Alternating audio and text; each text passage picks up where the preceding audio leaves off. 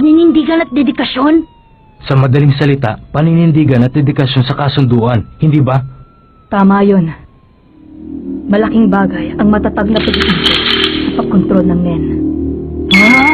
Kapag matatag ang pag-iisip, mas malakas ang Nen. Subalit malaking peligrong naghihintay sa sino man na magbalak na gumamit nito. Gumawa ako ng kasunduan. Kapag may sinalakay akong hindi taga-spider, tatapusin ko ang aking buhay.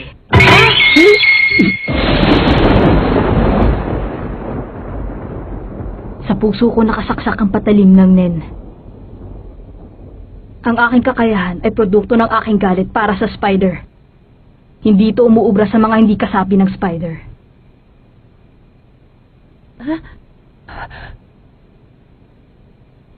Sa inyo ko lamang ito sinabi.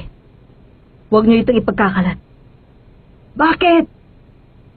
Bakit mo sinabi sa amin? Ang mga bagay-bagay na ito! Kiluwa! Ha? Oo nga. Bakit nga ba? Nawala yata ang konsentrasyon ko kasi patay na yung pinuno. Delikadong ginawa mo! May buhay pa sa kanila eh! Sa mga nakaligtas, merong nakakabasa ng mga alaala. May kakayahan siyang basahin ng mga alaala sa pamamagitan ng paghipo sa tao. Kahit labas sa kalooban natin, kaya niyang gawin to sa atin. Wala tayong magagawa. Kapag nagawa niya to, madedehado si Kurapika. Paano na tayo pag nangyari yun? Ano ibig sabihin nito? Bakit tayo atras? Huwag ka na magtanong. Aalis tayo ngayong gabi. Kukunin natin ang lahat ng kayamanan ngayong araw. Hanggang dun lang. Hindi lang. Buhay pa ang taong yon. Paninindigan mo talaga, no? Oo, tama ka dyan. Hanggang hindi ko na ipaghihiganti si Uvo, hindi ako aatras hanggat hindi ko pa siya nahahanap at ililigpit. Tama na, Nobunaga. Tumigil ka na. Sumunod ka sa pinuno. Bakit, Franklin? Asal pinuno ba yung ginagawa ni Kororo? Parang mali eh.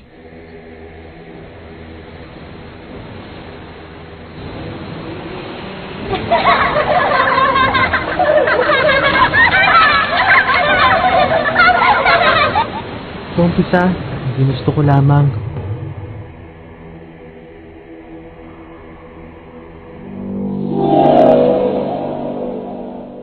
Ay sagot sa aking mga katanungan. Nung panahon na yun, di namin alam na si Kurapika pala yung tinutukoy ni Nobunaga. Dahil hindi pa nailahad nun. Basta hindi natin sila susugurin, walang problema. Hindi naman nila alam ang kaugnayan mo kay Kurapika, di ba? Walang problema yun. Tama yun! Meron na kaming napagkasunduan ni Hisoka. Anong sabi mo?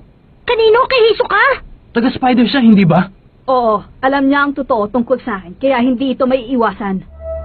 May napagkasunduan kami, pero di ko na alam kung paano siya kikilos dahil patay na yung target niya, kaya kailangan mag-ingat.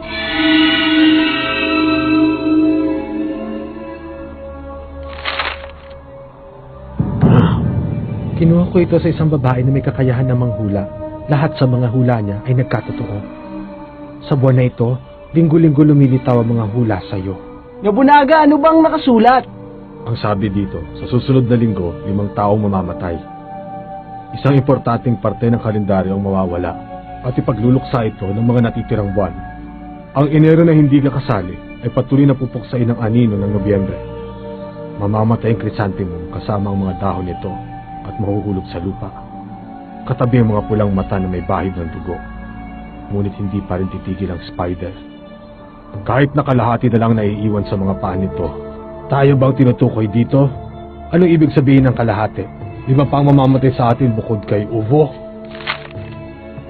Yung hula sa akin ay di masyadong naiiba sa hula sa iyo. Kung pahuhulaan natin yung ibang mga miyembro, malamang parehas din ang kalalabasan sa kanila. May isa pa akong napansin. Kaparehas ng bilang ng mga miyembro natin ang mga buwan sa kalendaryo. 11 buwan ng Nobyembre, numero ni Uvo yon. Setyembre naman ang krisantemo at 8 ang dahon. Paano yung pulang mata? Wala naman sa atin may pulang mata. Malamang yun yung pakialamerong nakakadena. Pulang mata? Naaalala ko na. May tribong namumula mga mata, hindi ba? Ibig sabihin may nakaligtas. Ibig sabihin ba mamamatay din siya? Hindi natin masabi. Ang sabi lang nasa lupa ito at may bahid ng dugo. Ano, Nobunaga? Naiintindihan mo na ba? Kapag pinilit natin kalabanin yung nakakadena, kalahati sa atin ang malalagas. Wala akong pakialam. Alam mo naman na kahit alin sa ating dalawa ay madaling palitan. Pero madalang ang mga katulad ni Shizuku at Pakunoda. Hindi sila pwedeng mawala sa atin. Unang Sabado ng Setyembre ngayon. Kung makakabalik tayo ngayon sa ating kuta, malabo na magbanggaan tayo nung nakakadena sa susunod na linggo. Maaagapan natin ang hula. At sa ganon, hindi ito magkakatotoo. Yun ang maganda sa kakayahang manghula. Nagbibigay pa ng pagkakataon na makaiwas. Kung lilisan tayo at iiwas sa pakikipaglaban sa nakakadena, hindi magkakatotoo ang hula. Kayo ni Uva ang aming purong lakas. Sasakripisyo niyo ang inyong buhay. Siguro naman, alam mo ito bago ka pa sumali sa grupo, hindi ba? Oo. Shizuku, Pakunoda, Shalnak. Silang tatlo naman ang taga-kolekta ng impormasyon. Hindi tayo magtatagumpay kung wala sila. Maliwanag?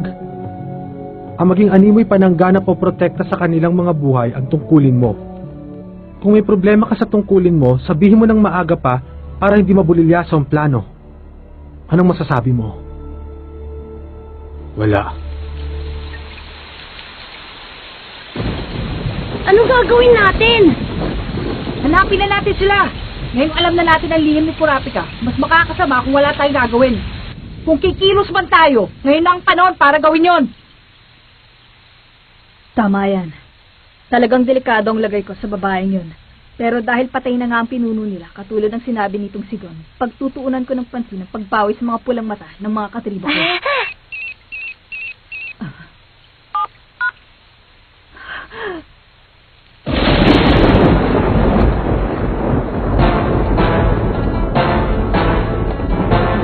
Teke, ang mga bangkay.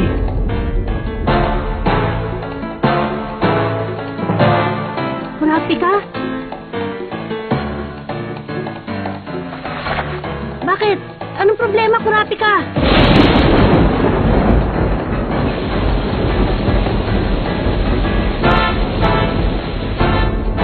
Teka nga muna! Saan ka ba pupunta? Si Hisoka! Siya nag-text sa'yo, di ba? Oo. Ano bang tinext niya sa'yo? Ang bangkay ng spider. Tekeda. Anong sabi mo? Paano nangyari yun? Balita ko, merong isa sa kanila na may kakayahan para gawin yun. Oo nga! Makakagawa siya ng kopya ng sarili niya gamit ang nin! Ganun na. May kakayahan nga pala ang isa sa kanila na lumikha. Asal! Napakabagal ko naman! Bakit hindi ko agad naisip? Hello? Kurapika, mo! Senritsu, bakit? Tumigil na ang komunidad sa paghahanap sa mga natitirang miyembro ng Redan. Balita ko nalaman nila na galing ang mga yun sa bayan ng mga bulalakaw. At saka, sinabi ng 10 nakataas ng pinuno na hindi nila raw labanan. Kurapika, nasaan ka ba ngayon? Teka lang, tatawag ako. Kurapika, sino yung tumawag? Kasama ko sa misyon. Sumuko na raw ang komunidad sa paghahanap sa mga natitirang miyembro ng Spider. Mukhang itinigil na rin nila ang lahat ng pabuya sa makakahanap ng Ryodan. Bakit naman? Galing kasi sila sa bayan ng mga bulalakaw.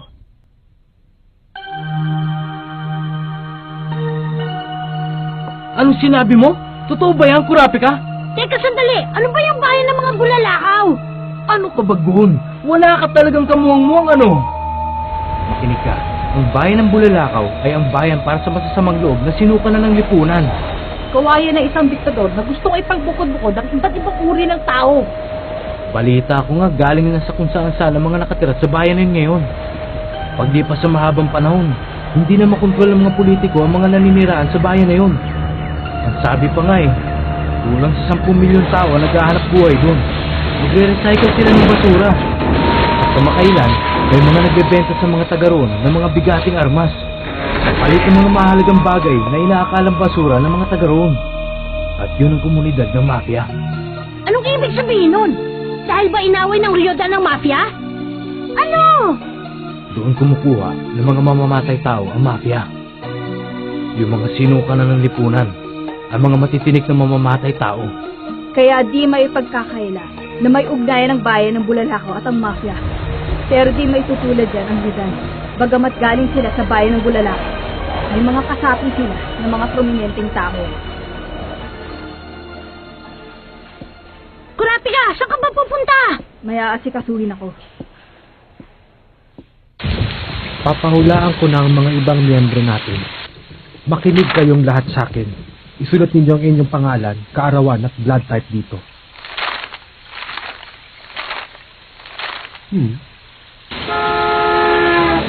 Hindi maaari! Ano, bakit?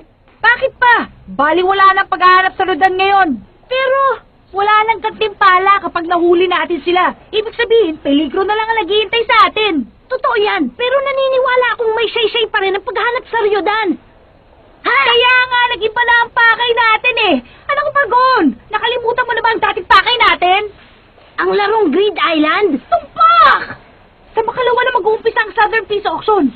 Paano ka sasali doon kung kulang ang dala-dalaw mong pera? Sa totoo lang, Kilua, meron akong sekretong plano para sa subastahan na yan. Ano naman yung binabalak mo, ha? Basta sa ngayon, sekreto pa rin siya. Ano? Ano ka ba naman? Sabihin mo na! Nagsatakal ako! Ay, tama na! Basta, ako muna bahala sa subastahan. Ang intindihin mo na lang ay yung Ryodan. Baka ginugood time mo ako, ha? Sigurado ka may plano ka, ha? Oo naman, di lang ito siguradong magtatagumpay. Sa palagay mo ba mga ilang porsyento yan? Ha? Gaano ka kasigurado na magtatagumpay ang plano mo? Mga ilang porsyento? Mga ilan nga ba? Siguro mga 70. 70 lang? Hindi pala, mali ako. Siguro mga 60 lang. Halos 50-50 lang pala. Sa bagay, masigurado naman yun kaysa magbalak kami makakalap ng 6 na bilyon sa loob ng 2 araw. O siya! Ikaw na ang bahala sa subastahan. Pero yung binabalak natin sa Rodan, tanda mo, hindi ubra yun kung hindi sasali si Kurapika. Kaya pag umayaw siya, hindi na natin itutuloy yun. Maliwanag? Ay, kapag kumontra ako, lalo lang siya nangungulit eh. Dadalawin kayo ng lalaki na may pulang mata. Parang anghel ang kalahati ng kanyang katawan.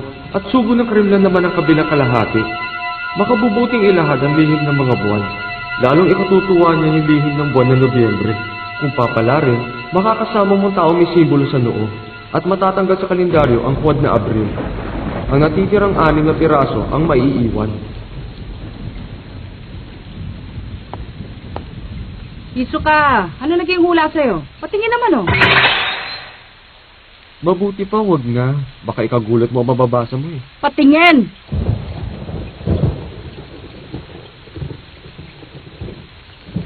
Ulit? Ayan.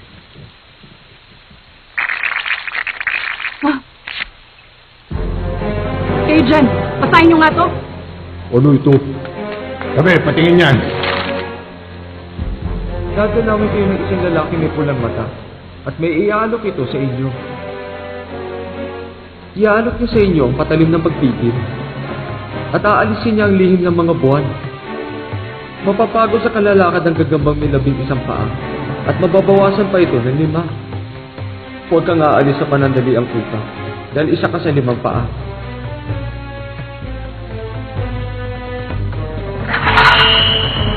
Piso ka. Ikaw ba ang tumaydor kay Ubo? Inrider mo nga! Tabi! Teka, wag muna. Pakinggan muna natin siya. Para ano pa? Wala akong pakialam. Malinaw dito na tinrider niya tayo. Binuko niya si Ubo dun sa grupo na nakakadena. Uminahon ka!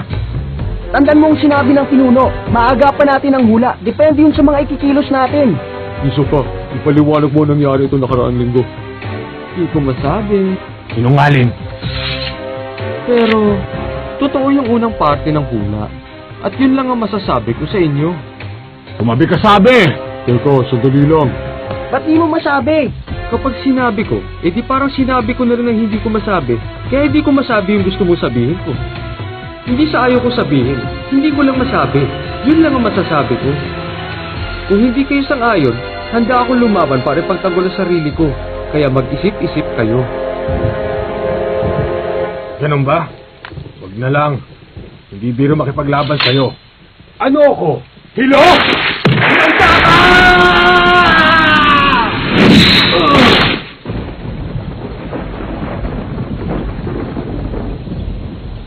Grabe, siyang lumipat ang lugar. Teka, ako ang nalipat. Nobunaga, manahimik ka muna dyan. Paano niya nagawa yun? Ewan, hanggang ngayon hindi ko pa kabisado ang kakayahan niya. Hisoka, may mga itatanong ako sa'yo. Hindi ako nakikipagbiruan sa'yo. Ano ang kakayahan ng kalaban natin? Ewan. Ano ang estilo ang ginagamit niya? Ewan. Gaano siya kalakas? Ewan. Paano mo siya nakilala? Ewan. Di bali na nga.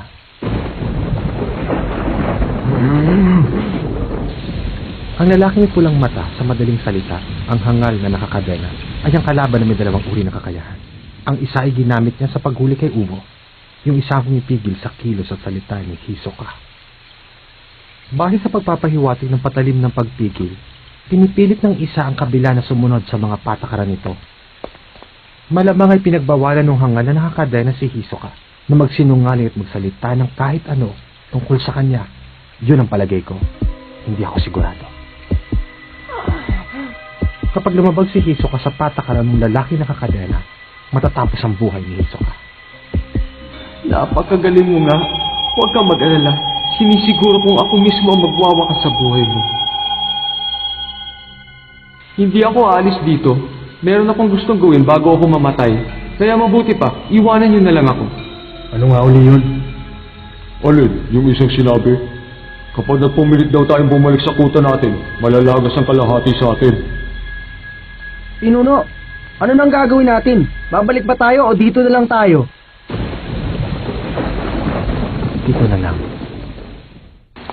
Ano kaya? Ano kaya kakainin ko? Ha?